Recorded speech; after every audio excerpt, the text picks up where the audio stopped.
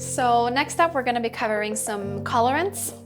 Coloring your products can have a really fun effect for your product, and it can also help the customer to kind of tap into the vibe that you're creating and also help them in their purchase decision.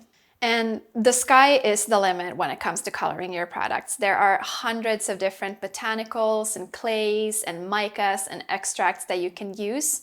And some of my personal favorites. For yellow coloring, for instance, we have this really beautiful turmeric powder, which creates a very vibrant yellow. You could also use ingredients like annatto powder or sea buckthornberry powder, Brazilian yellow clay and French yellow clay, and also calendula. And for red and orange coloring, you could be using a paprika powder, for instance, or a Australian red clay. You could use hibiscus, which I have here. You can either use it as a powder or you could make an extract out of it. You could also use beetroot powder, which makes a really pretty pink coloring. You can use French pink clay, you can use rose, acai berry powder, rosehip powder, cranberry powder, and also red cabbage. And for purple or blue coloring, these are a little bit trickier to find colors for, but there are a few botanical extracts that you could use. Some examples include alkanet root powder, which creates a really pretty purple.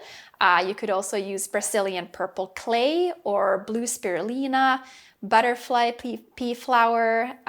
You could use a blue tansy essential oil or a yarrow essential oil. And you can also use indigo powder or blackberry powder. And different green pigments and colors are pretty easy to come by. There's a ton of different varieties to choose from. Some of my favorites include nettle powder, spirulina, chlorella, moringa powder, which we will be using in one of our formulations as well. You could also use a French green clay and a hemp powder. And same with greens. So another very abundant pigment that you'll come across is brown and beige. Brown pigments you could find in coffee, for instance, bentonite clay or rosol clay. You can find it in cacao powder, which we have here in our jar. And other than that, burdock root powder is a really great brown pigment, along with coffee and black walnut hull powder. And when it comes to coloring your products black or gray, activated charcoal is a really great ingredient, and also Brazilian black clay.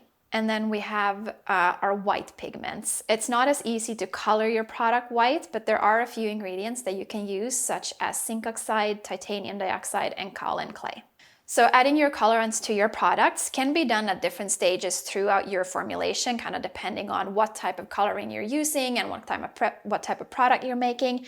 But you will see later on in the recipes when I'm formulating the avocado mask, kind of how I'm coloring it and at what stage I'll be adding the colorant to.